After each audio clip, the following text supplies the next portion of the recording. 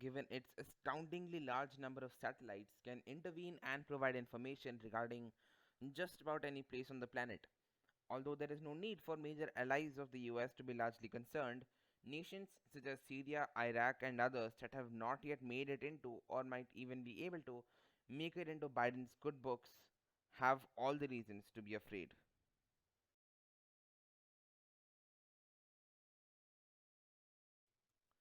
After going through an article provided by popscience.com, there are five major ways to get rid of space junk. The most plausible one, as I felt, was the use of lasers. Here's how it works. Powerful laser beams are fired onto targeted space debris. This breaks them down into several small parts from one big chunk.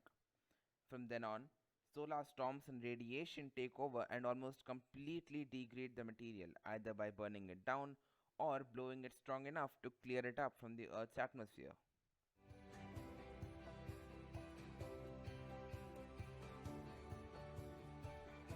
Mars has a weaker gravitational pull than Earth has, so the number of and the magnitude of corrective measures required for trajectory are not many.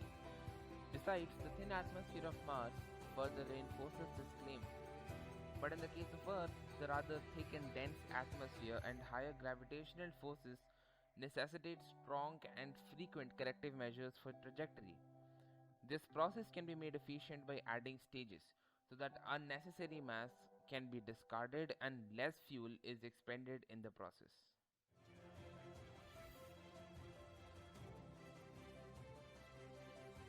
People all over the world have been observing satellites dropping from the skies, a vast majority of which belong to SpaceX. An investigation which coincides with SpaceX's reports seems to convey that they were affected by a geomagnetic storm.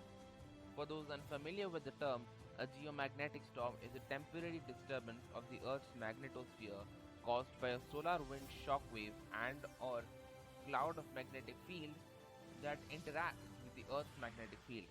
This increased the drag on the satellites, which caused them to fall out of the sky.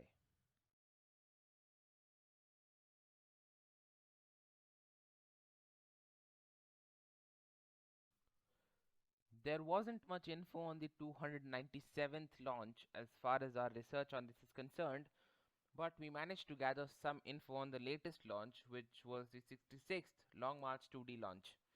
I'll keep around this image for a while so you can get what you need.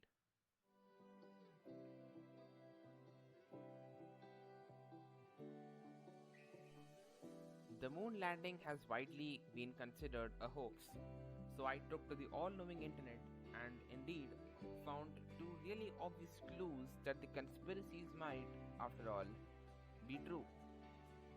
First comes the confusing lack of an impact crater post landing, and then comes the weirdly disproportionate movement of the Star Spangled Banner looking at the movement of the flagpole.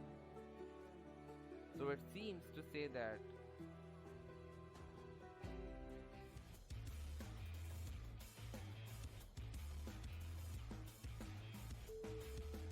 the given table shows a list of propulsion systems of which only chemical systems are existent.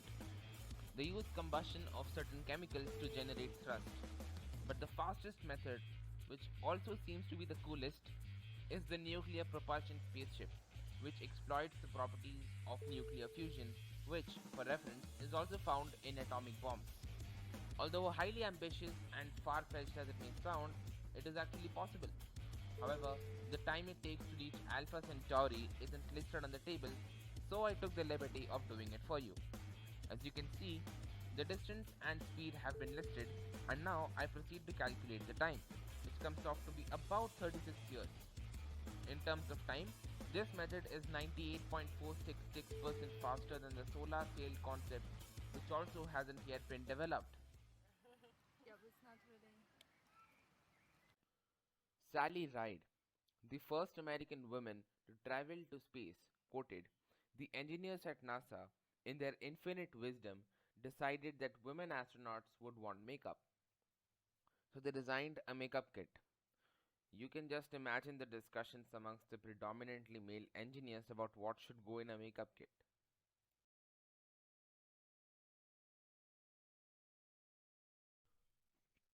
There's not really much of a growth difference between an astronaut in space and a person down here, but astronauts age slightly slower than us. This is explained by the time dilation phenomenon. You see, space-time is defined as a four-dimensional fabric whose warping explains the concept of gravitation. Larger bodies such as the Earth and even the International Space Station bend this space-time fabric to a very tiny extent given their sizes. This reduces their rate of growth, making them age slightly slower than civilians on Earth.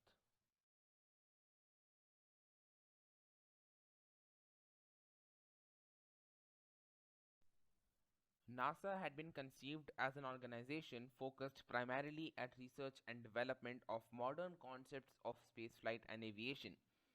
So, it does not make its own rockets, instead develops concepts and contracts private manufacturers such as SpaceX, Boeing and others. The twofold advantage it holds is that NASA does not have to manufacture rockets and spends lesser taxpayers' money by contracting independent manufacturers. Also, newer and better contractors are able to earn valuable experience and funds to upgrade the quality of production.